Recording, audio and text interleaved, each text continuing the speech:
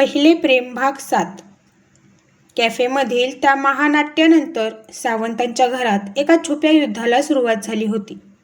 बाबांनी खेळलेल्या मास्टर स्ट्रोकमुळे आदित्य आणि अबोलीचे नाते तात्पुरते वाचले असले तरी संशयाचे ढग अजून पूर्णपणे विरले नव्हते.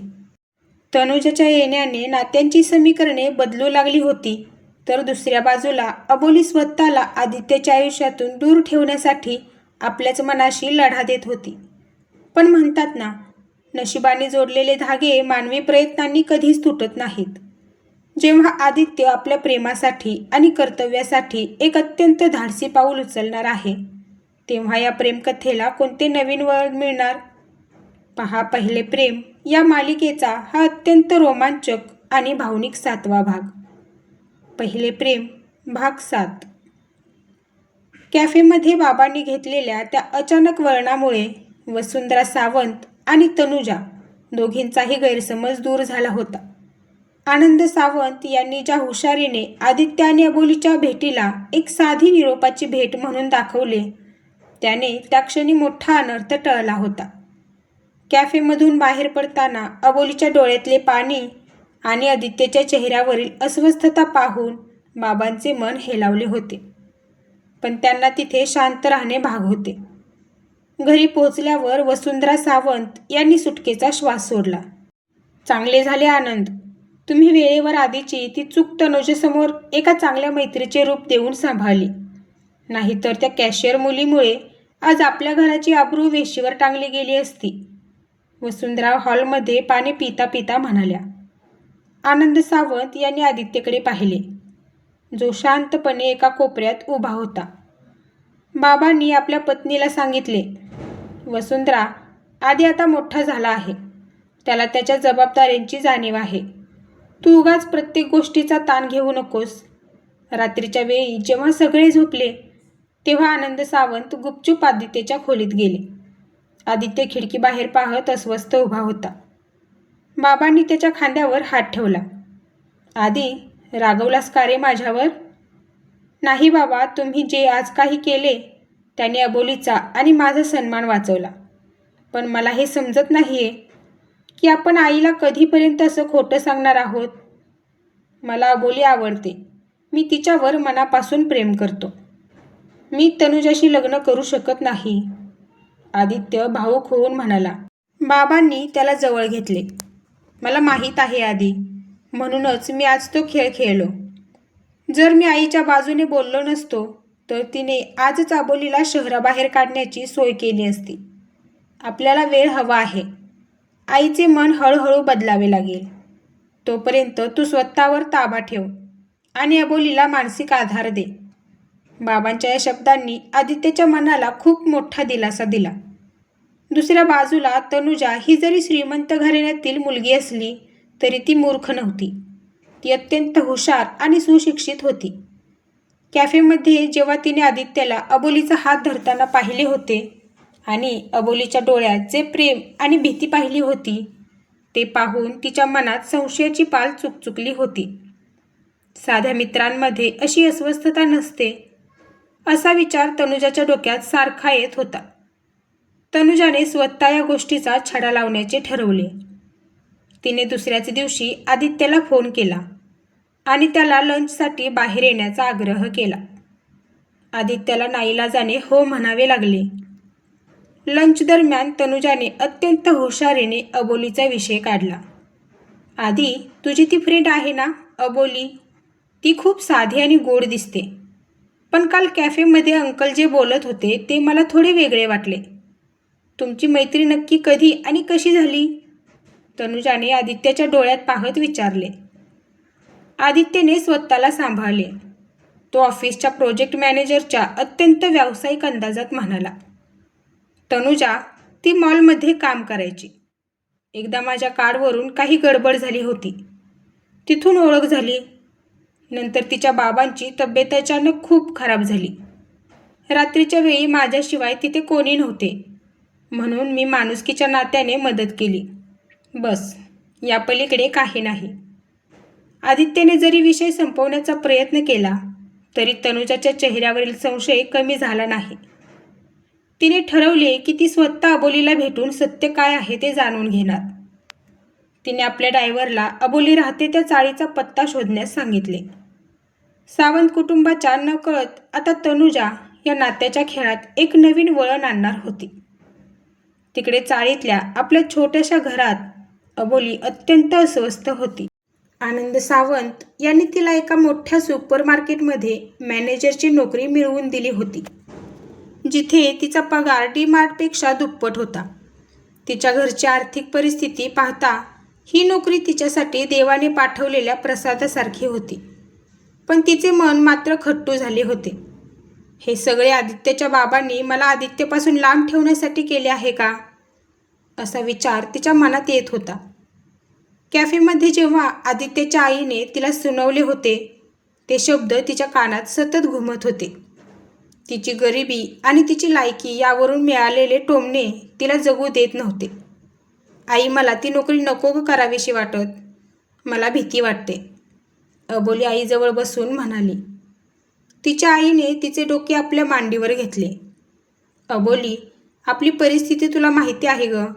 बाबांची औषधं, अंशचा अभ्यास सगळं या नोकरीवर अवलंबून आहे. आदित्यचे बाबा खूप चांगले माणूस आहेत. त्यांनी आपल्यावर उपकार केले आहेत. तू लोकांच्या बोलण्याकडे लक्ष देऊ नकोस. तू प्रामाणिकपणे काम कर. अबोलीने एक दीर्घ श्वास घेतला आणि स्वतःचे मन घट्ट केले. तिने ठरवले की ती आता नवीन नोकरीवर रुजू होणार. पण तिने आपल्या मनाशी एक अत्यंत कठीण नवस केला. मी आता आदित्यला कधीच भेटणार नाही आणि त्याच्या आयुष्यात पुन्हा कधीच कोणतीही अडचण निर्माण करणार नाही.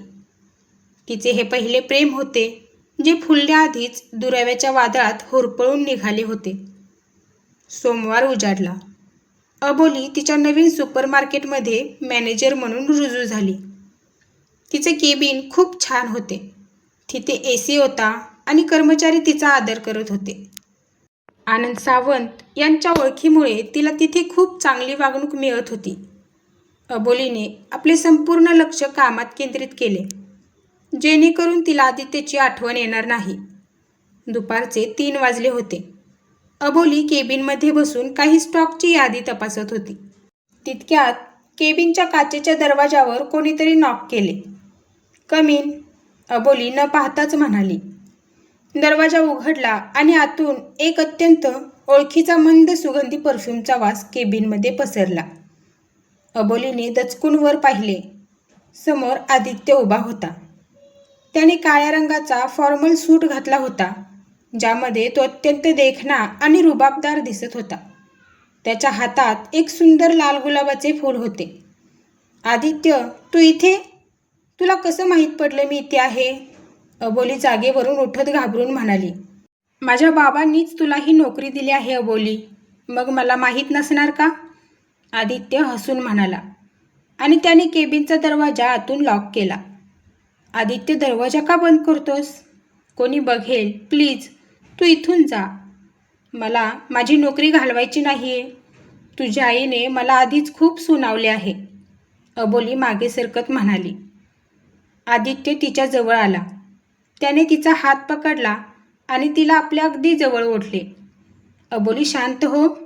हे सुपरमार्केट माझ्या बाबांच्या जीवाभावाच्या मित्राचे आहे.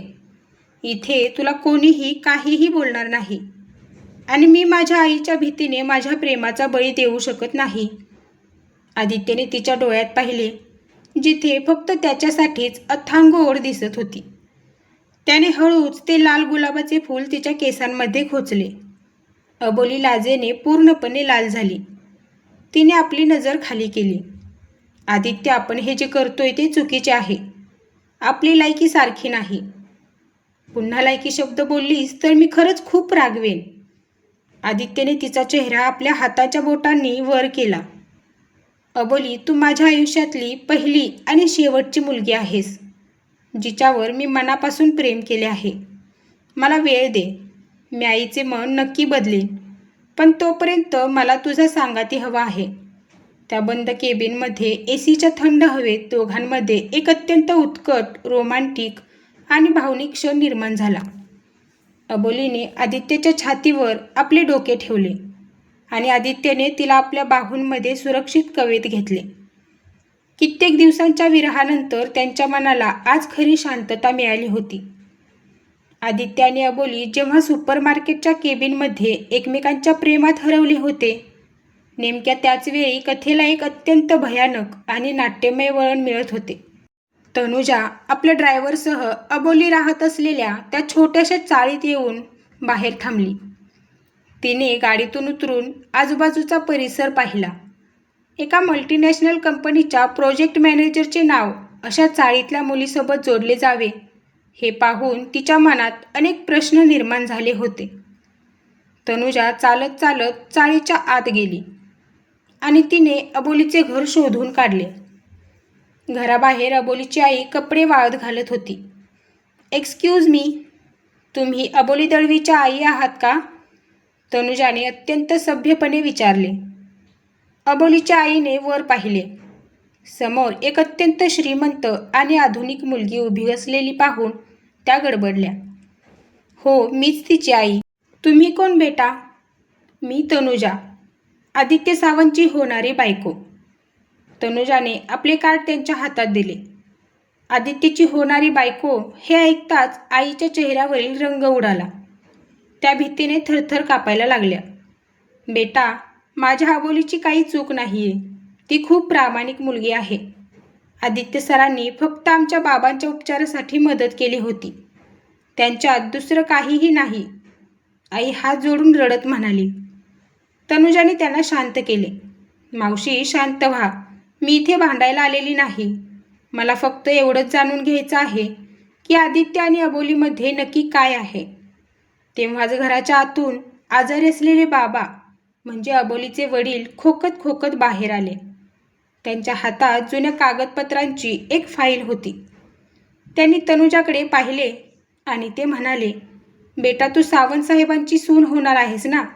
मग तुला एक सत्य माहीत असणे गरजेचे आहे. आनंद सावंत साहेबांनी माझ्या मुलीला ही नवीन नोकरी उगीच दिलेली नाही. त्यांनी काल आमच्या घरी येऊन अबोलीच्या आईकडे एक मोठा करार केला आहे." "करार? कसला करार?" तनुजाने आश्चर्याने विचारले. बाबांनी ती फाईल तनुजाच्या हातात दिली.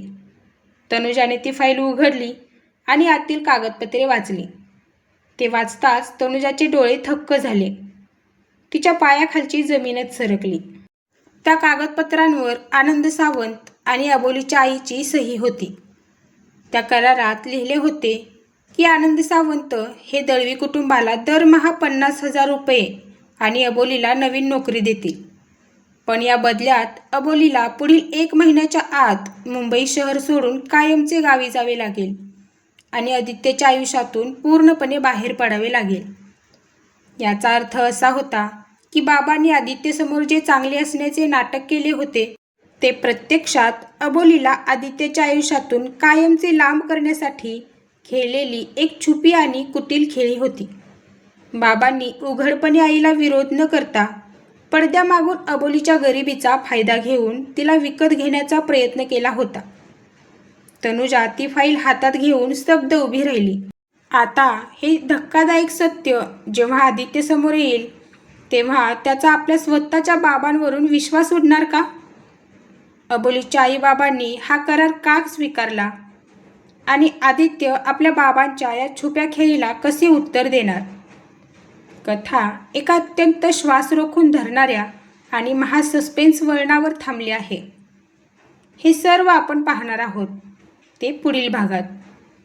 जाता जाता माझ्या चॅनेलला सबस्क्राईब करायला विसरू नका. हसत रहा, खुश रहा. धन्यवाद.